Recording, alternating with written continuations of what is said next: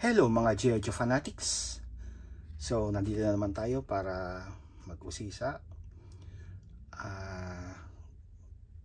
Reviewin itong si G.I. Joe Classified Series Sondor. So, una sa lahat, tingnan muna natin yung packaging nya. Ito yung packaging nya. So, ayan. Cobra, Sondor, G.I. Joe Classified Series. Ayan. So dito wala na yung artwork dito. Then dito na siya sa gilid. So pagdating sa artwork, okay naman siya. So nasa 146 na siya sa line, classified series. Then sa kabila, yan yung mga attributes niya. Then yung QR code, then yung katulad din ng artwork niya. Then ito yung artwork niya sa likod. So yan. Then yun sa balikat niya. Then meron siya ritong tattoo na dreadnoughts. So yan.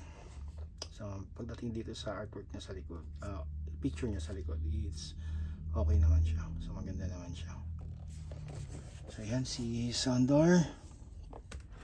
Si Sondor is kapatid siya ni Zartan. Then twin or kambal niya si Zarana. So yan, kakambal niya si Zarana. So yan. Unahin natin yung mga accessories niya muna. Then ito yung bag niya. So pagdating sa bag, okay naman. Yan. So ito, first time din natin ito makita. Sa tingin ko, first time natin ito makita itong gantong bag. Yan, may handle siya rito. Then ito ata yung mga, ito although hindi siya nakukuha, hindi siya natatanggal. So yun yung parang ano niya sa bala ng mga harpoon niya. Kasi yung rifle niya, it's harpoon. Yan. Then yan. So simple lang. Then lahat black. Then ito yung pinakabala, silver. So yan. So hindi naman siya ganun malambot siya, pero hindi siya ganun ka-flimsy na katulad ng mga ibang rifle o ibang gamit. So yan. Then next yung handgun niya. Ayan. So handgun niya simple lang din. Then black lang yung color. Then yung parang dagger niya. So ayan, silver yung pinakatalim niya. Then yung handle is black. So ang ganda rin. So okay din. Then yung ito yung kakaiba niya na gamit na yan. Hindi ko alam kung anong tawag dito. So sharp object din niya. Yan. So yung talim it's silver din. Then yung handle black din. So yan, punta na tayo kay Sondor. Yan. Pagdating sa head sculpt, so maganda siya, okay siya para sa akin. Kasi nung iniisip ko nga to nung ilalabas nila to, kung paano nila bibigyan ng magandang face sculpt si Sondor. Although kasi yun nga, meron kasi siyang mga paint sa mukha. Meron siyang mga paint. So pero yun, okay naman. Nabigyan naman ng justice yung yung mukha niya. Then meron siyang bandana. Then yun, long hair siya. Yan, ito yung bandana niya. So yan, hindi naaalis. Yan. So maganda yung face sculpt niya. Yan. Hindi ako nagkakamali kasi parang nakita ko na tong face sculpt na to. Parang may kahawig siya dun sa ilalabas na ano, na cobra wig, ano, yung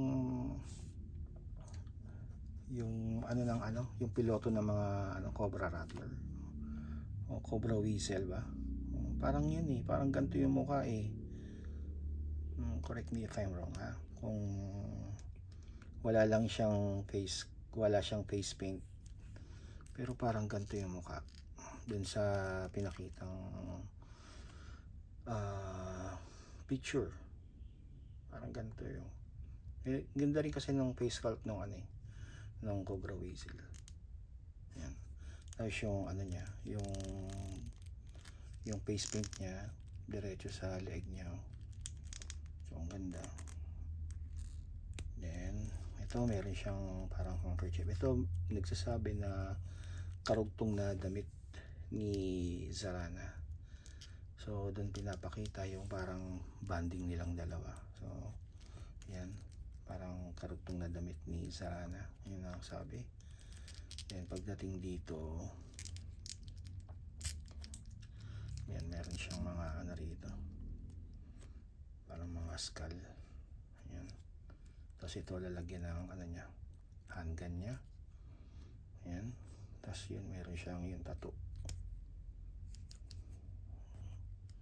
Medyo blurred.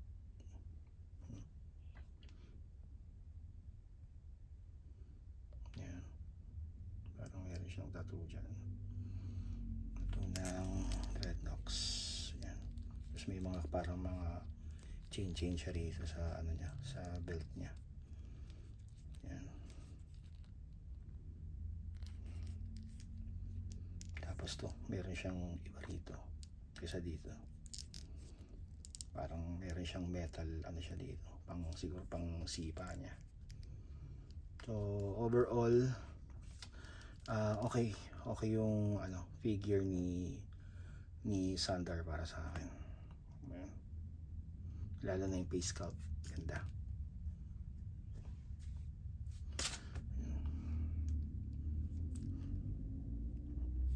Then check natin yung articulation.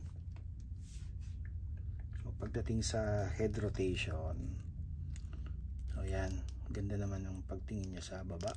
Then pagtingin niya sa taas, hindi masyado kasi nga mahaba buhok niya rito.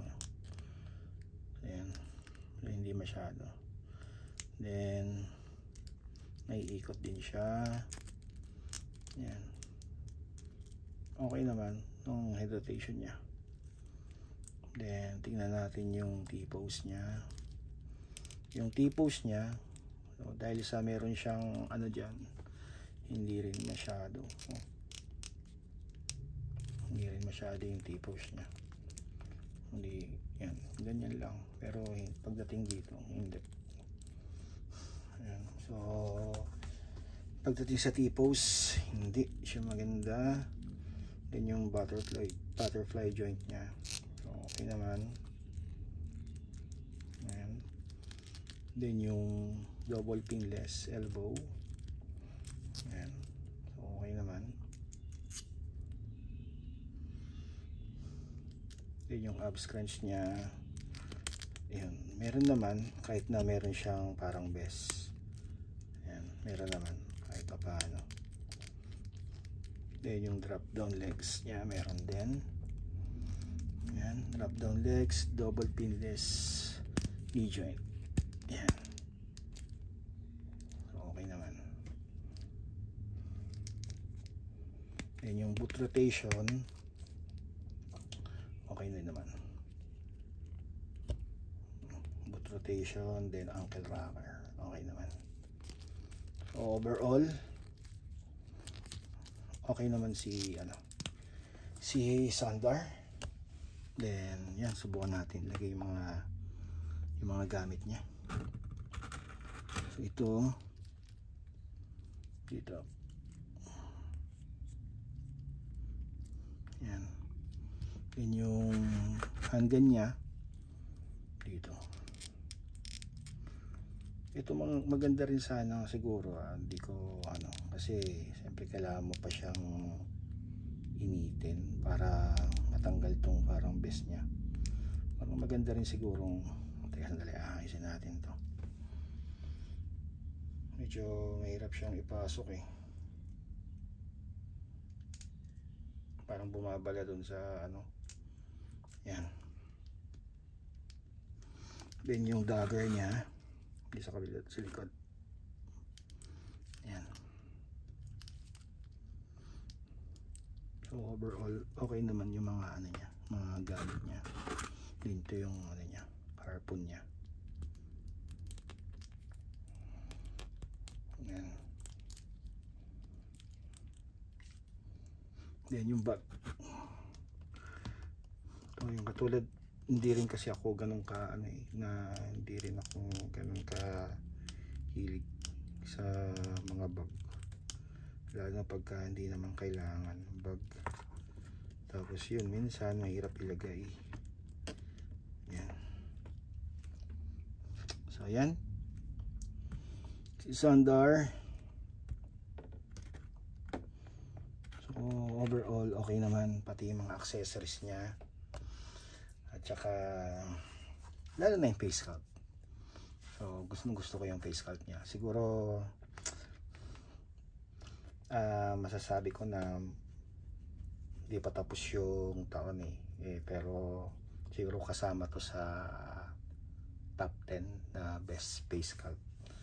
Yan, si Dial Tone at saka si Sandar. So far yung iba hindi ako kumuha eh, katulad nila Road Pig, kasi parang hindi ko na sila naabutan sa pagdating sa cartoons. Tsaka siguro yung mga original lang na Dreadnoks ang kukunin ko. Siguro ang hinihintay ko na lang si Monkey Wrench at saka si Tracker. Tingnan natin si Tracker kung maganda, pero siguro si Monkey Wrench siguradong kukunin ko yun. So yan. So una sa lahat, maraming salamat sa lahat ng mga nanood, sa mga sumusuporta. Cobra!